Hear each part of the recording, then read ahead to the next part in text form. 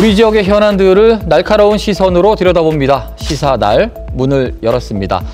자, 새해가 되면 보통 희망이라는 단어를 먼저 떠올리실 텐데요. 올해는 여객기 참사로 인해서 절망이라는 단어로 한 해를 시작하셨다는 분들이 굉장히 많습니다. 제주항공 여객기 참사로 온 국민이 슬픔에 잠겼던 한 달. 이번 사고로 인해 전국의 공항들은 어떤지 그 안전에 대한 우려의 목소리가 굉장히 높습니다. 자, 그렇다면 우리 지역 포항경주공항은 과연 안전할까요? 그 실태를 시사날에서 짚어보겠습니다. 자, 오늘 세 분과 이야기 나눠봅니다. 김은주 포항시 의원 자리했습니다. 네, 안녕하세요. 김은주입니다. 가톨릭관동대학교 항공운항학과 정윤식 교수 함께합니다. 네, 반갑습니다. 정윤식입니다. 네, 오늘도 날카로운 시선을 더합니다. 천연길 시사평론가 함께합니다. 반갑습니다. 시사날이 준비한 주제 화면으로 먼저 만나봅니다.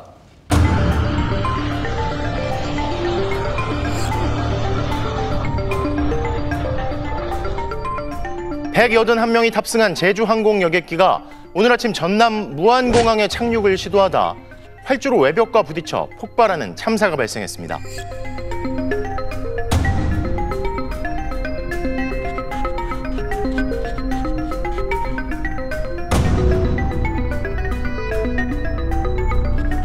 사고 당시 제주항공 여객기는 활주로를 질주한 뒤 오버런에 대비한 활주로 끝에 여유 공간인 종단 안전구역마저 벗어나 착륙 유도 시설인 로컬라이저와 충돌했습니다.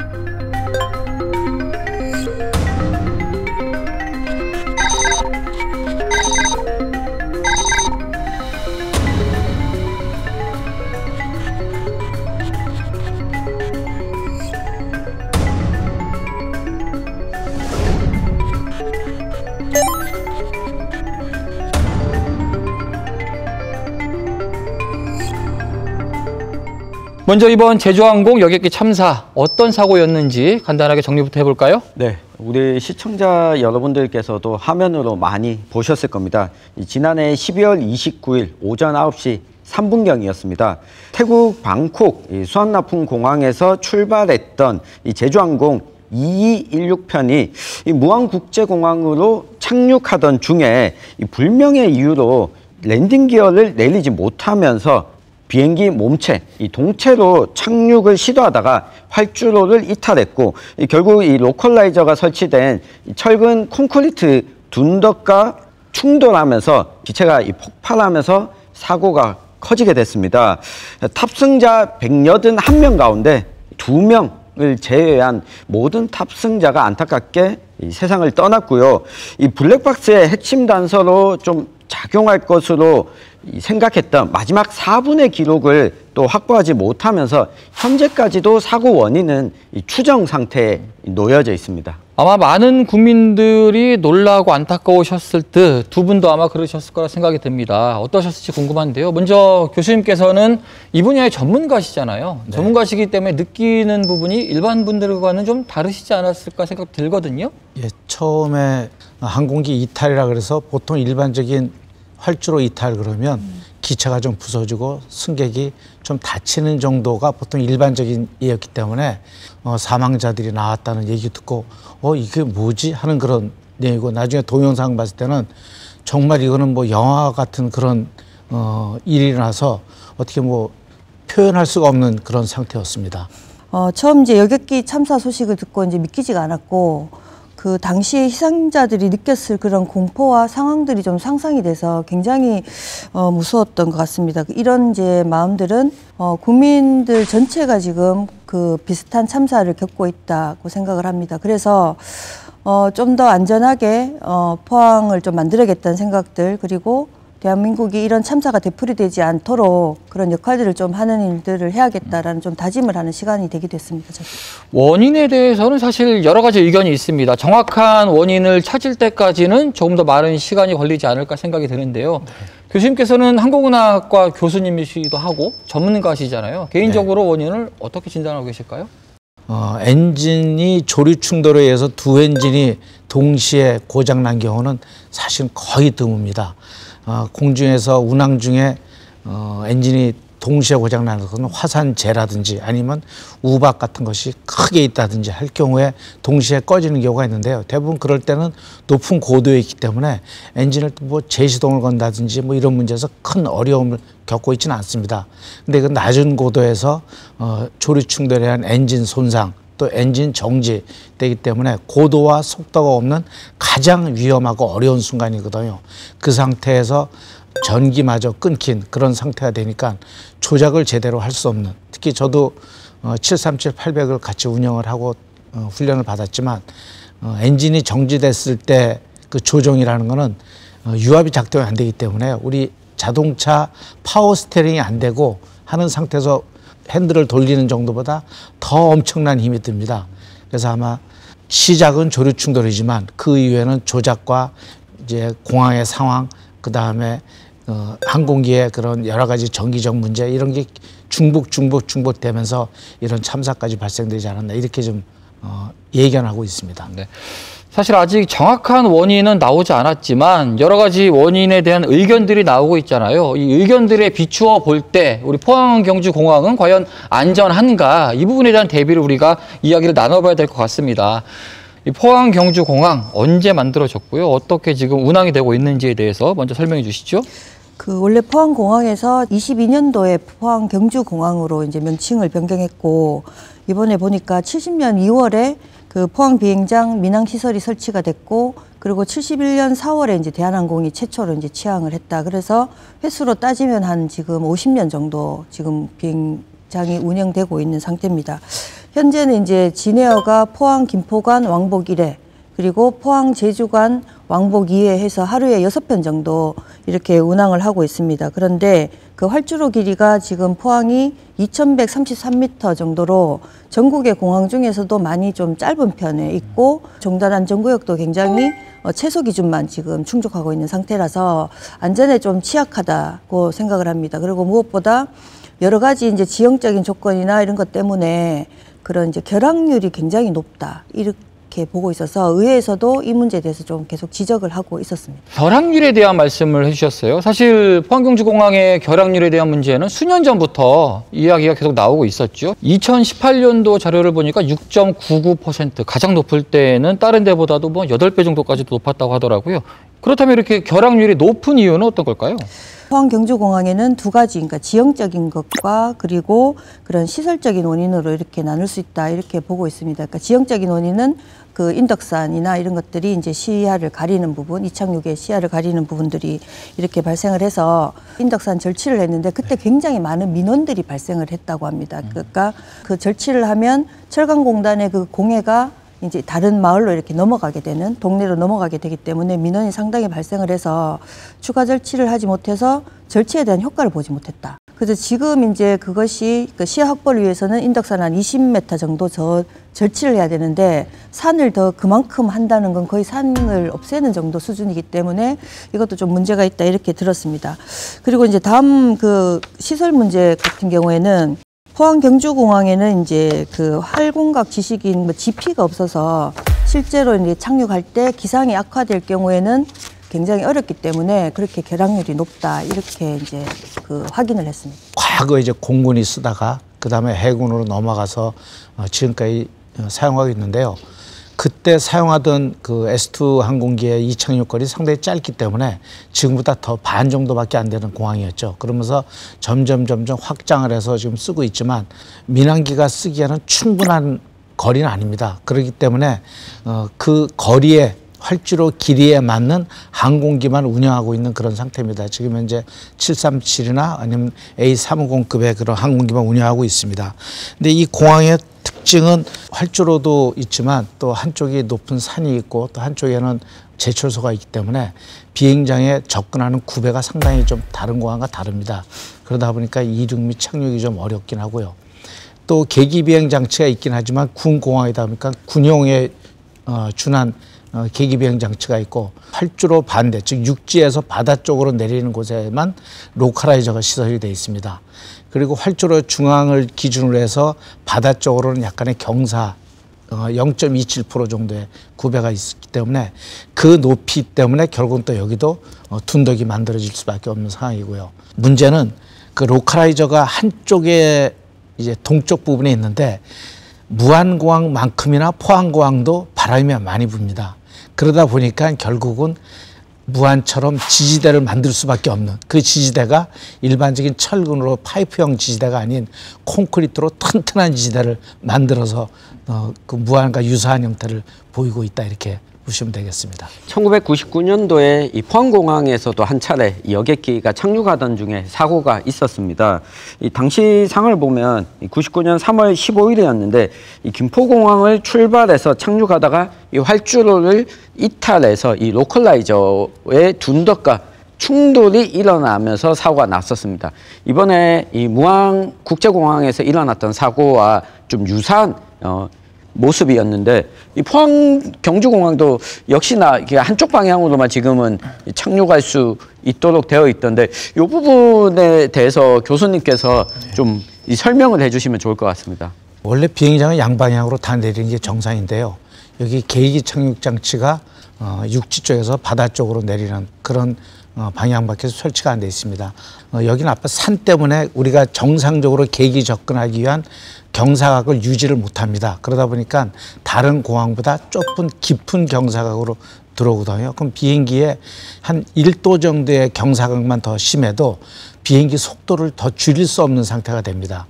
그러다 보면 예를 들어서 약간의 배풍이 있다든지 흔들림이 좀 많다든지 해서 조종사들이 속도를 좀 더 추가해서 올 경우엔 정상적인 접지 지점을 착륙할 수 없는 상태가 됩니다. 그래서 이제 그런 문제 때문에 활주로 길이를 길어야 된다고 얘기를 하는데, 활주로 여긴 길이가 짧아서 문제가 된 게 아니라 그 앞산 장애물 때문이거든요.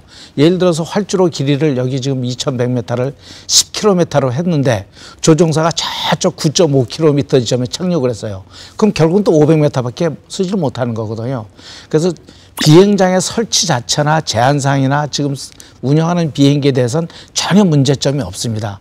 또 하나가 민간항공기의 특징은 뭐냐면 정기편입니다. 정기편은 정시에 비행기가 착륙을 해서 승객을 이동시켜야 할 의무가 있는 항공사이기 때문에 비행을 왔다가 취소하고 다시 김포나 제주로 돌아간다는 것은 뭐 이익의 문제를 떠나서 고객에 대한 그런 약속을 안 지킨 가장 큰 문제를 발생시킨 겁니다.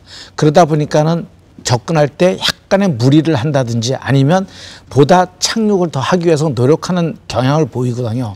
그러다 보니까 이런 현상이 나타나기 때문에 활주로를 더 늘릴 수 없는, 그렇다고 포항제철을 지금 이전할 수도 없는 거고 산을 뭐 깎을 수도 없는 거기 때문에 새로운 계기 접근 절차, 우리가 말하는 그라이스롭이 없어도 들어올 수 있는 그런 문제들을 좀 개선을 더 해야 되겠고요.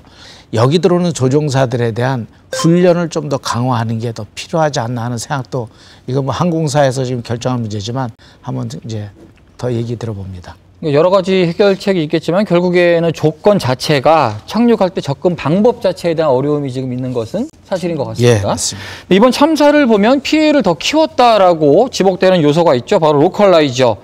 콘크리트 둔덕에 대한 이야기가 자꾸 나오고 있더라고요. 네. 이 로컬라이저는 어떤 건지, 그리고 예. 콘크리트 둔덕을 했다는 건 어떤 의미인지에 대한 설명도 좀 추가적으로 부탁드리겠습니다. 계기 접근 장비고요. 활주로 방향과 똑같이 전파를 쏴줍니다.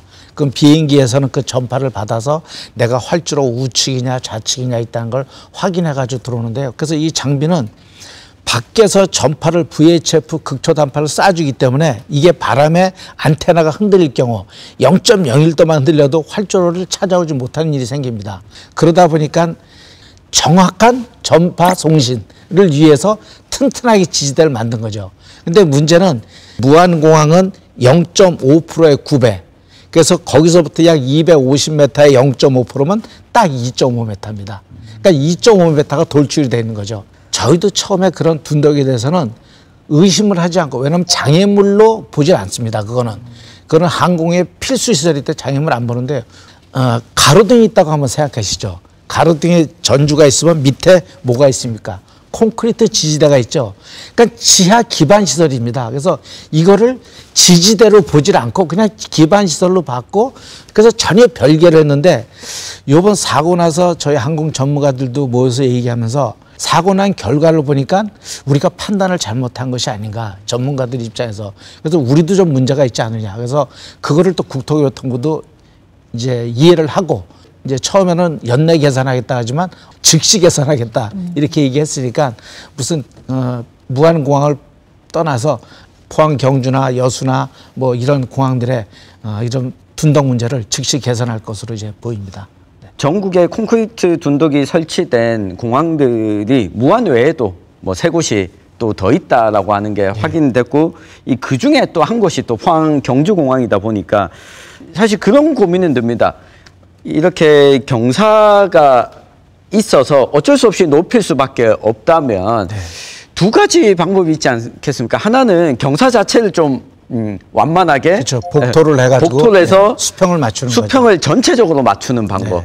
또 하나는 흙으로 된 둔덕을 세운다고 했을 때 이때 또 걱정되는 거는 이 로컬라이저가 흔들리지 않을까라고 하는 부분이 있어서 어떤 방법을 좀 선택하는 게 안전에는 더 최우선인지 이 부분도 이 시청자들께서는 좀 궁금해할 것 같습니다. 포항 경주공항은 어떤 면에서는 우리가 말한 활주로 종단구역이 짧기 때문에 복토를 하더라도 어떤 면에서는 비용이나 예산을 적게 들이고 신속히 할 수 있는 또 장점도 있으니까요. 여기는 아마 콘크리트 시설을 없애는 것보다 아마 복토를 해서 그거를 지하 시설로 넣는 게 훨씬 더 유리하지 않을까 이렇게 생각을 합니다. 실제로 의원님께서는 사고 직후에 포항경주공항에 가셔서 콘크리트 둔덕을 확인하셨죠? 네, 그 상황 좀 말씀해 주시죠. 지금 포항에 있는 그 로컬라이저 같은 경우에는 콘크리트 둔덕 형태 위에 이제 설치됐고 앞에서 이렇게 보면 한 70cm 정도 되고 뒷부분에서 저희가 확인해 보면 한 2m 정도 높이가 이렇게 되는 것으로 확인했습니다. 교수님도 말씀하셨지만 이것이 이제 필수 시설이고 이것이 수평을 잡아주는 시설이기 때문에 더 이제 국토부에서 뭐 개선책들 빠르게 지금 마련한다고 하니까 그 부분들은 저희가 이제 포항시에서 좀 적극적으로 해야 된다고 생각을 하고 저는 이번에 공항 가서 보면서 느꼈던 것은 저희가 이제 도심에 있는 공항이고 바로 이제 주택가나 학교나 이런 것들이 다 인접해 있어서 사고에 대해서 좀 취약하다. 그래서 좀 더 높은 수준의 그런 안전장치를 좀 마련해야 된다. 그래서 우리 국내에는 지금 없지만 전 세계 한 140여 곳에서 설치한 이마스 같은 경우에 도심공항에서 이렇게 활주로가 짧고 이렇게 했을 때 제동할 수 있는 장치들을 좀 적극적으로 검토할 필요가 있다고 생각을 합니다. 지금 말씀 주신 이마스의 경우에는 사고방지 대책으로 최근에 굉장히 많이 주목을 받고 있어요. 이마스가 어떤 것인지 조금 더 구체적으로 설명해 주시죠. 이마스가 이제 영어 약자인데요.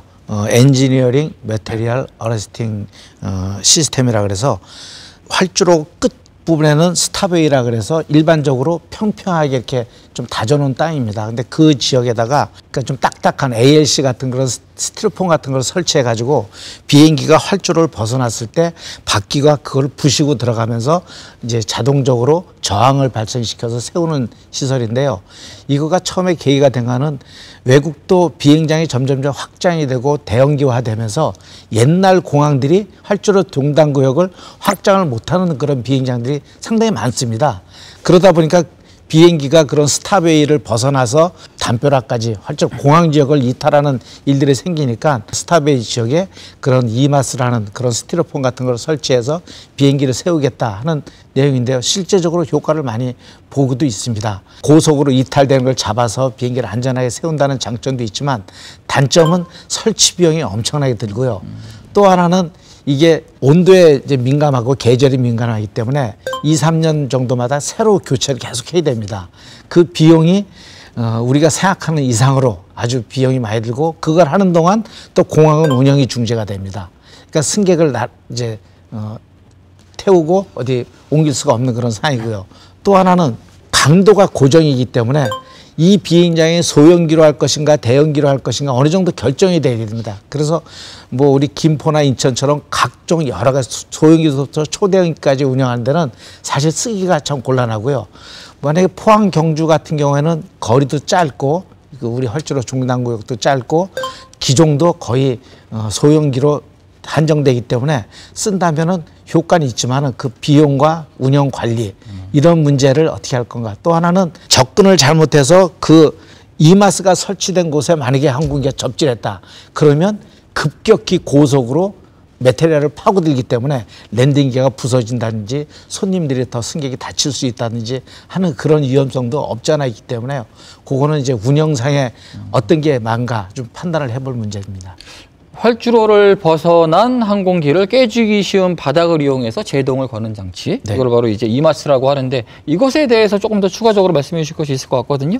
실제로 이제 포항 같은 경우에 활주로가 짧아서 활주로를 더 연장하거나 뭐 종단 안전구역을 더 연장할 수 해야 되거나 그다음에 이제 지피를 설치하려면 지금보다 또 활주로를 한 400m 정도 더 연장을 해야 된다라고 하는데 이것이 지금 다 주택가하고 인접해 있기 때문에 어렵다. 근데 또 사고가 나면 주택가가 있기 때문에 또 위험하다. 그리고 인덕산 추가 절치는 또 민원 발생 때문에 또 어렵다라고 한다면 저는 사람 생명보다 더 귀한 것이 없다고 하면 포항 같은 이제 동일 기종들이 들어오는 소형 도심공항 같은 경우에는 국토부에서 좀 적극적으로 이마스 도입을 좀 검토를 해주시고 지역 정치권에서도 이 문제를 좀 적극적으로 저는 좀 건의를 하면 좋겠다라고 생각합니다. 시범적으로 설치한다 그러면 사실 포항 경주공항이 가장 최적지로 봅니다. 아까 말한 활주로 동작도 짧고 과거에 또 활주로 이탈 사례가 있었고 그러니까 그런 여러 가지 봤을 때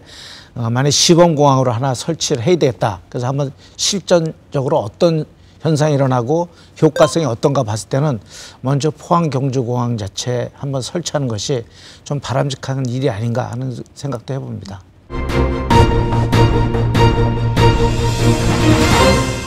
이 교수님, 이 조류 충돌로 인해서 이렇게 큰 사고가 일어나는 경우가 좀 흔한지, 그러니까 사고가 한 해에도 뭐 100여 건 이상 조류 충돌이 일어나는데 이렇게 큰 사고로 확산될 수 있는 건지 이것도 많이들 궁금해하고 있습니다. 저도 이제 비행기를 운항할 때 조류 충돌을 뭐 종종 합니다. 그리고 실제적으로 조류 충돌했는지도 모르고 조류 충돌하는 경우도 많습니다. 조종사가 조류 충돌하면 반드시 조류 충돌 보고를 하게 됩니다. 그 보고한 건수가 그거고 실제적으로 조그만 새는 부딪혀서 그냥 튕겨져 나왔기 때문에 어느 자국도 안 나기 때문에요. 훨씬 더 많을 겁니다. 근데 보통 엔진에 들어가서 엔진이 꺼진 경우보다 조종석이나 앞에 레이동 같은 데 부딪혀서 뭐 기체를 파손시키고 하는 그런 것들은 있고요. 엔진이 동시에 두 쪽에 다 들어가서 엔진을 꺼진 사례는 우리가 잘 알고 있는 뭐 허드슨강의 기적이라는 영화에서 봤듯이 에어버스 320 항공기가 꺼진 사례 이외에는 사실은 없습니다. 그리고 또 고도가 높은 경우에는 있어도 바로 또 재시동을 건든다든지 뭐 큰 문제가 없어요. 한 엔진으로 그냥 정상적인 착륙을 다 실시하는 경우가 대부분이거든요. 우리가 허드슨강의 기적이라는 영화를 보면 허드슨강에 그 다음에 뭐가 붙습니까?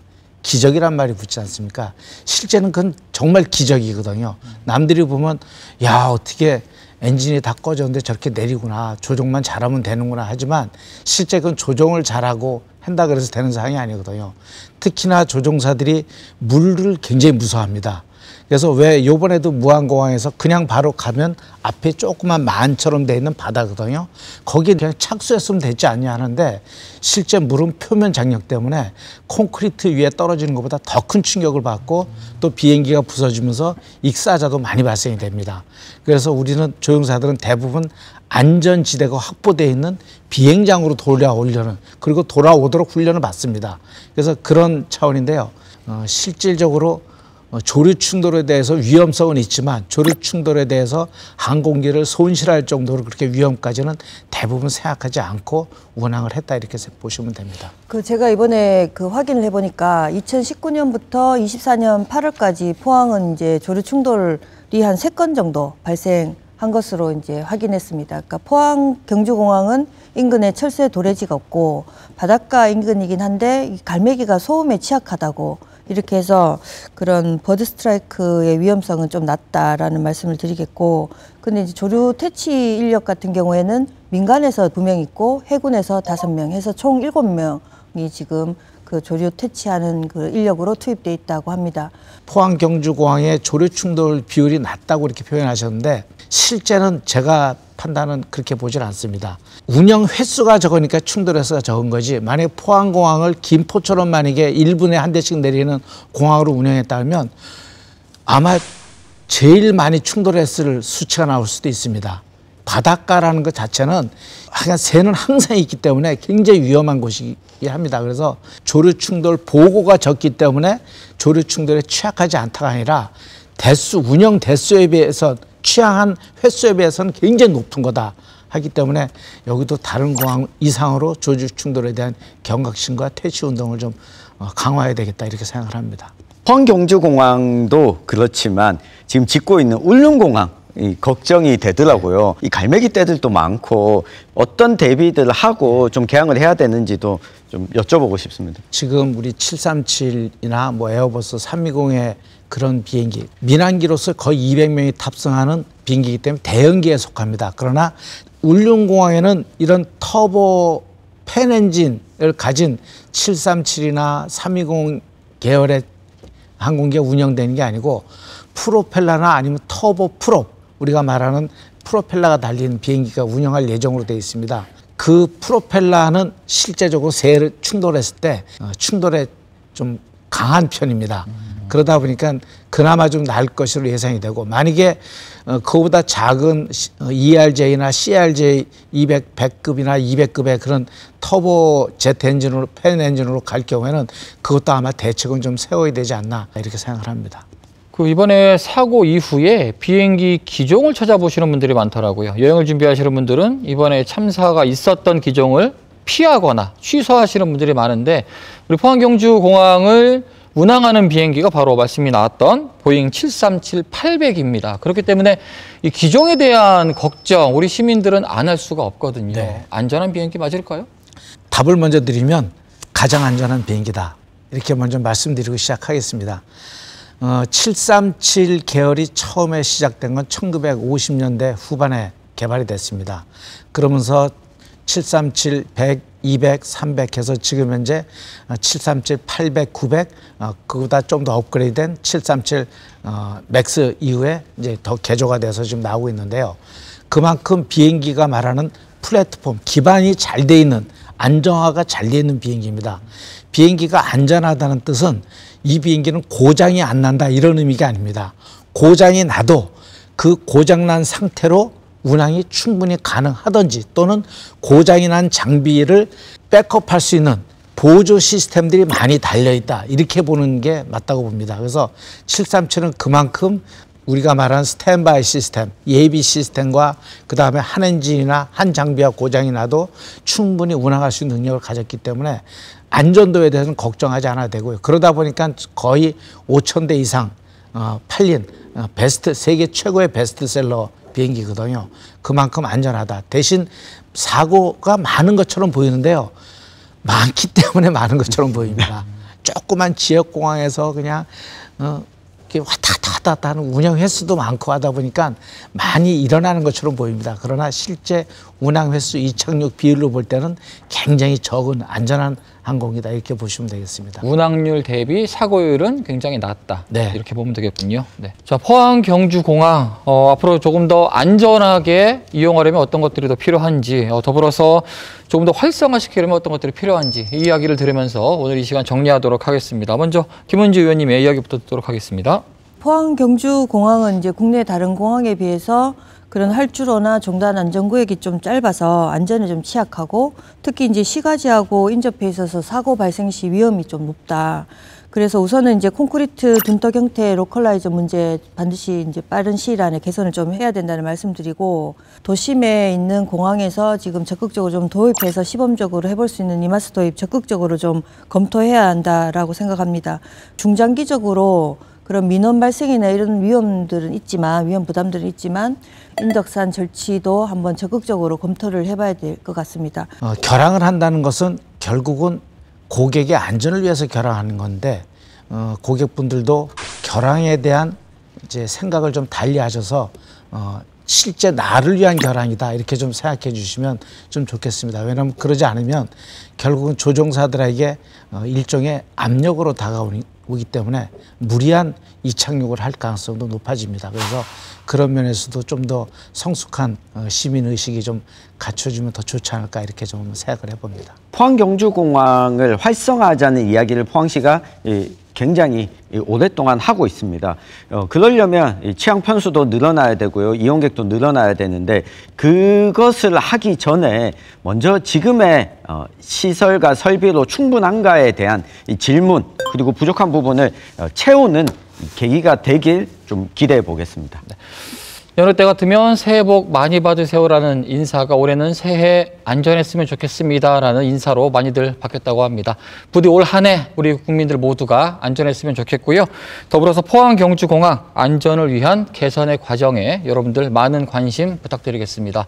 오늘 시사날은 여기까지입니다. 함께해 주신 여러분 고맙습니다.